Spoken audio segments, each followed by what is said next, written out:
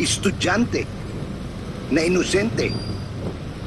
Ayaw niya, hindi na niya pag-aaralin kung atin pong susundan yung kanya pong panukala.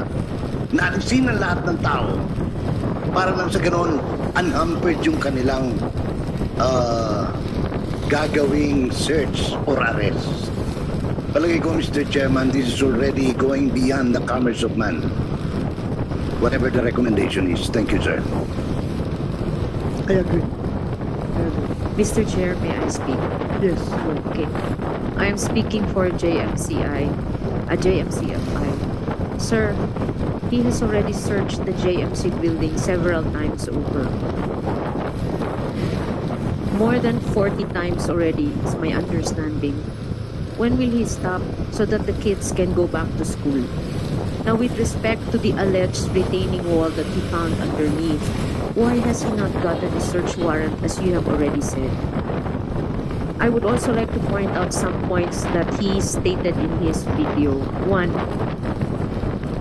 when he was showing all the videos of the women, that was already police women searching the quarters in the Bible study. That was already day 9, the 9th day. Previous to that, mga lalaki po nagsa-search. But we were wondering, kasi babae na ang pina-search niya doon. And then after that, 6 o'clock natapos yung search. So we were expecting the women to leave, the police women to leave. And yet the police women stayed there until 8 p.m. What were they doing from 6 to 8 p.m.? So when you saw Pastor Marlon Acobo shouting at them, it was because they had stayed there for 2 hours already without doing anything, disturbing seriously the women who were staying there. So perhaps that video of Pastor Marlon Acobo shouting at them was taken after the 2-hour period, just precisely to show this PR stunt. Second, the case regarding the Children's Joy Foundation, which has no bearing to the case here in Davao City, and to the warrant of arrest against Pastor Apollo Kibuloy, that case in Hawaii was dismissed. Okay? Third, with respect to the K9, the third search of the K9 proved negative. Perhaps what he was showing you was the first video, but the third search proved negative. Fourth, the woman that he was showing crying in the video in front of the policeman is not a minor. What she was doing was trying to protect the grounds because they were trying to enter sacred grounds, and that is why she was crying out of emotion. I believe, Your Honor, that the PowerPoint submitted by General Torre is trial by publicity. Thank you, sir. Thank you. Can I answer, sir? Go ahead. Just on the last statement of the good attorney, that this presentation is trial by publicity. If you want a fair trial, please ask Apollo Kibuloy to surrender. Thank you, sir. Okay. Mr. Chair. Now, Wala talaga. hindi mo na kailangan sagutin yun. Kaya nga, gusto ko. Magkano ba? Hindi mo na kailangan sagutin. So, it's already 8:16 in the evening. I think before we suspend this hearing, I would like to get the commitment of the PNP. Ano ba talaga? Are you willing to sacrifice the future of the children ng mga estudyante? Hindi sila makapag-aral dahil sa continued presence niyo dyan sa area? Sir, we are not preventing them. Ha? We are not preventing them to continue with their Yeah, you're not preventing them, but ako ang estudyante, hindi ako papasok dyan na ganyan kadaming pulis. Hindi ako papasok dyan. Ako teacher, hindi ako komportable na magkaklase dyan kung ganyan kadaming pulis ang loob. I think more than me, sir, there's one person that we can ask to end all of this, sir. And I think we know who he is. Because Kaya nga, your quest for the arrest of Pastor Kibuloy would mean sacrificing everything. Yung mga bata na nag-aaral, yung mga tao na nakatira dyan, ganun ba? So you will continue to stay.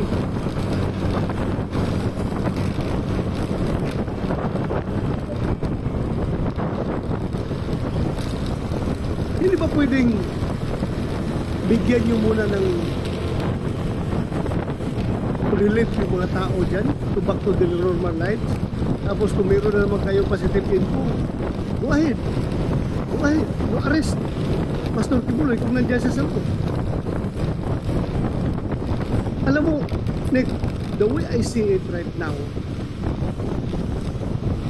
however you defend your position, you are at the losing end.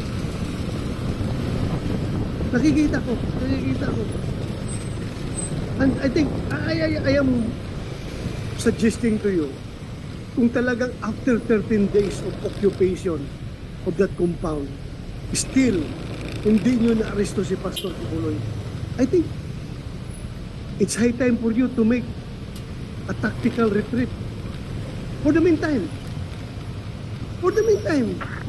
huwag mong gawin na rason na napasubo na kami dito, tuloy-tuluyan na namin ito, sir, dahil napasubo na kami. You're not saying that, but ako, pakiramdam ko, yan ang nangyari ngayon. Napasubo na kayo dyan, kahit hindi niyo nakikita, Pastor Kibuloy, tuluyuan na lang ninyo, ayaw na ninyong umalis. Alam mo,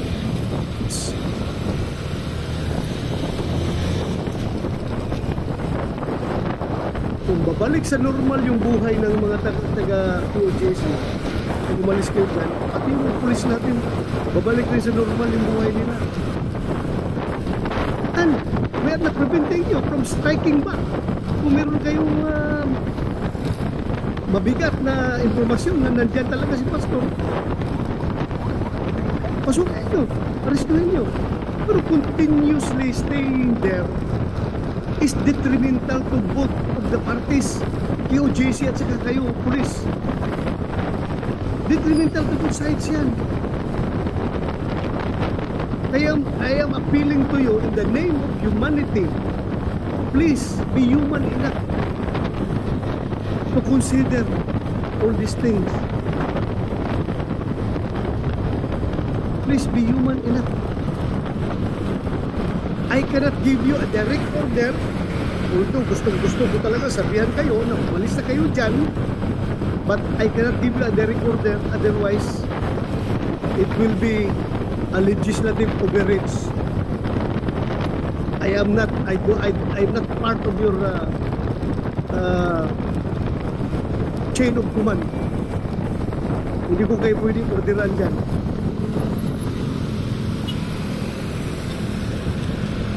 But as part of our oversight function over you, we have all the reason in this world to give you our advice, our recommendation, how to do things properly in the name of humanity.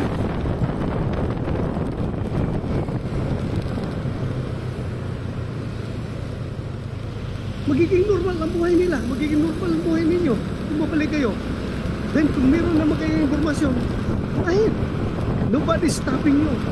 Pero yung ganyan, tuloy-tuloy na lang kayo, I am running out of reasons to explain to the people why are these policemen are still there after how many days continuously occupying because gusto nilang kalkalin lahat ng lugar.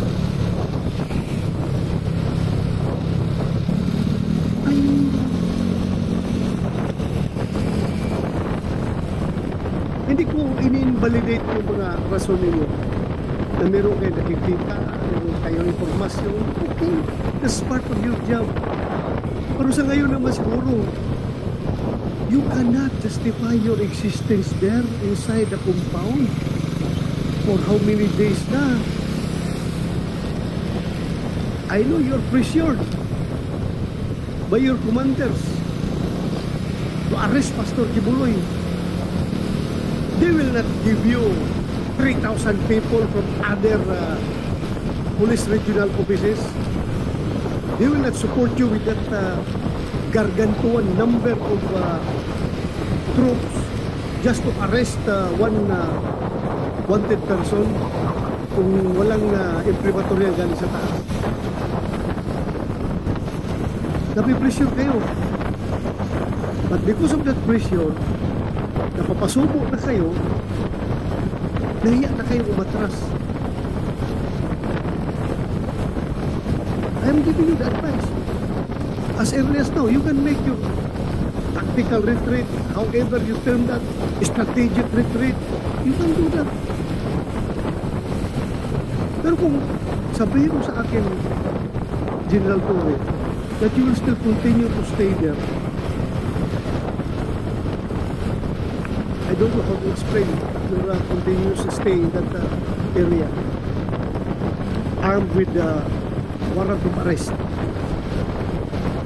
After 13 days, hindi pa nyo nahuli yung hinahanap ninyo. I am running out of reasons. I am running out of justification. I want to help you. I want to help you justify your actions. Dahil mga tao ko kayo dati. I'm trying to help you. I am trying to justify your actions, but I'm running out of justification. Ngayon sabihin mo, tuloy-tuloy niyo pa. Well,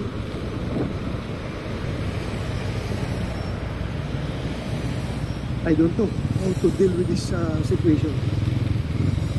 Kung nakikinig sana si President Bongbong Marcos ngayon, I am appealing to you, Mr. President, please, listen to these people. Mr. President, sana ibalik mo ang buhay nito mga tao na ito to normal. Not only to the KOJC members, but also to your policemen.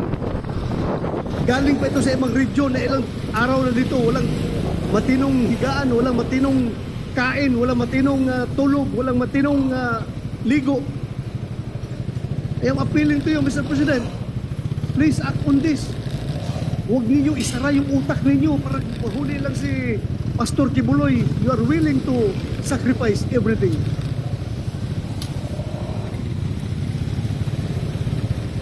That's only an appeal. I hope you are listening.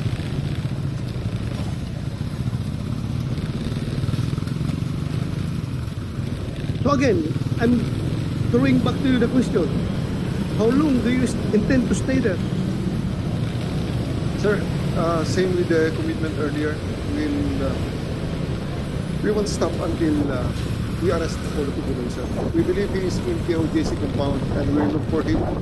If only the KOJC members will cooperate with us, leave us alone what we are doing, we're not hurting them. We're not hurting them. They are the ones impeding us. We want to go into a building, why impede us? Stay away. It's not you that we're targeting. We are looking for Apollo Kibuloy, Crescente Canada, Ingrid Canada, Sylvia Simanes, and Roy.